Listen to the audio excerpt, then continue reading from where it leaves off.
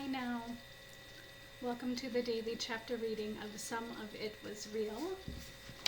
Viva Voce Dictation for English School or TEFL certification. It's the same dream. The sand castle behind me, wave rising in the distance. Time has almost run out.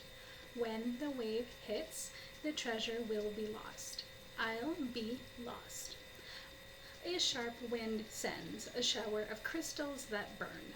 The wave growls my name. My fingers glance off something hard, smooth, and I wrestle the treasure free. The wave strikes. Greedy fingers rip my prize away. No!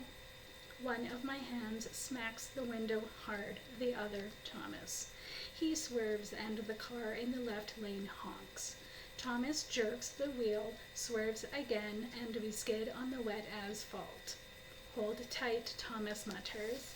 A split second later, we are safely back in our lane.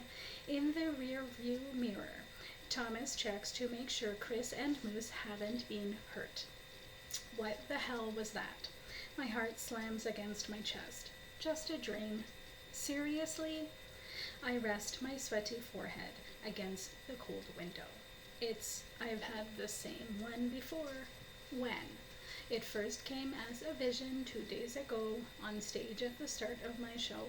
I saw a sand castle with the tiny sailboats, and I was there too on the beach. A massive wave rose in the distance. I knew that when it reached the shore, it would destroy the castle and what was inside. Thomas glances at me. What was inside? A treasure. The next time, everything was the same, but I was digging for the treasure and the wave was coming to destroy me too. And today? I press my index fingers against throbbing temples. I finally dug the treasure free. What was it? I hesitate, twist my hair into a knot, and consider whether this information could hurt me. An old snow globe. What was inside? There's a hacking sound behind us. Chris vomits onto the seat. I look back at the chunky mess. It's bright red. Thomas, it's mostly blood, I say. The stricken look on his face tells me everything. Chris coughs again, then vomits more blood. Give me your phone. I Google veterinarians. There's a vet ICU 15 minutes away. I call and tell a receptionist our situation while Thomas grips the wheel. They said to bring her in, they'll be waiting. I set the phone on the dash and Google Maps says, follow Route 26 south for 12 miles. I climb onto the back seat, wipe the mess up with leftover Starbucks napkins, then hold Chris on my lap. The old cat's eyes are squished shut. Moose rests his muzzle on Thomas' shoulder. Good boy. When we arrive at the vet's, Thomas carries Chris like a baby through the clinic's doors. She's whisked away by a vet tech while Thomas is given forms to fill out, one of which is a list of costs for the tests Chris might need. When he's done, we are ushered into a tiny exam room. Thomas paces the white box, peers outside.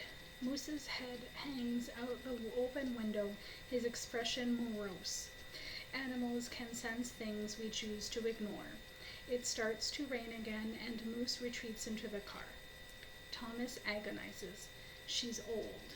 I know, she's old, but we've been together most of my life. She was there through Dad's death. My mom didn't cope well after she was widowed. Chris is my family. I should have. His shoulders hitch. There's nothing right to say, so I stand behind him, wrapping my arms around his torso. His hands find mine and hold tight. There's a soft knock on the door. Come in, I say, while Thomas pulls himself together. Hi, I'm Dr. Van Voorhees. The vet wears a white coat over green scrubs, and her sandy hair is cut short. Brown eyes in a gently lined face devoid of makeup focus on Thomas. So, Christopher Robin. She motions us to sit, pulls up a stool, glances at her clipboard. You said she's 20. Chris is almost 21, Thomas says, in a month. That's a long life for a cat, and I can tell she's been loved. Thomas' jaw muscles clench. Yes. Right now we have her on an IV, mostly to hydrate, but also to deliver pain meds. She drank a lot of water a few hours ago, I say. Dr. Van Voorhees nods. That makes sense. We took some blood to check her creatine levels and a few other things. I'm sorry to say that Chris has chronic renal failure. What does that mean exactly, I say? That Chris's kidneys have failed. Probably have been failing her for a while. Thomas clears his throat. Any options?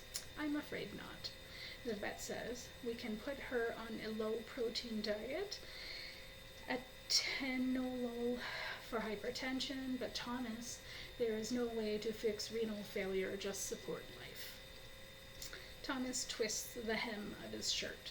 Is she in a lot of pain? Not anymore, and we can ensure she's comfortable with the right medications, but I'm not ready, Thomas admits. The doctor nods. I understand. We'll fill Chris' prescription here. When you are ready, we can come to you if you'd like. A favorite place? I kept her indoors, Thomas says, his voice breaking. Her favorite place is a person, I say. A tear dribbles down Thomas' cheeks, and the urge to wipe it away is hard to suppress. She'll feel much better with meds on board, the vet says, and stands. But just to be clear, she is living on borrowed time. The vet shakes my hand. I hold hers for an extra moment. She was a single mother, is about to become a grandmother. Her son will name the baby after her. I don't know if any of that is true or if it's an attempt to find light in this dismal moment, but my mind, without the pressure of shows or the crutch of research, feels more facile receptive. It's dusk by the time we drive back to Portland. The monochromatic day darkens without ever releasing a single ray of sunshine. I drive and Thomas holds Chris on his lap. She does seem better, more alert, and bats Moose nose when he drops his head over the seat to check on her. Thomas sighs.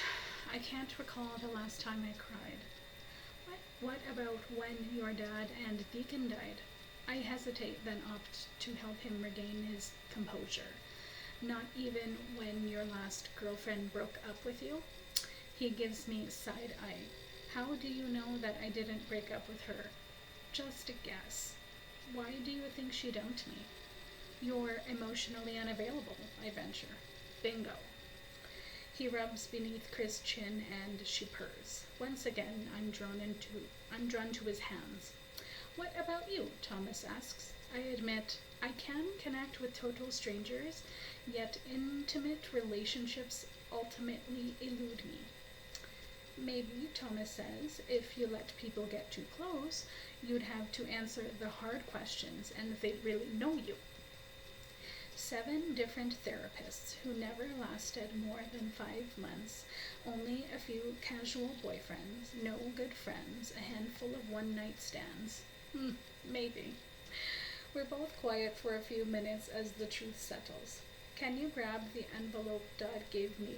Show me those figures again, I ask. Thomas reaches into the glove box, empties the envelope onto my palm. A woman in a straw hat, a little girl in a white sundress dot with pink flowers, and a broken wing set. They were in the snow globe in my dream. What do you think that means? If you let people get too close, you'd have to answer the hard questions, and they'd really know you. I close my fingers over the plastic woman, little girl, fractured swing set. I don't know, but that snow globe, these figures, they were my real life.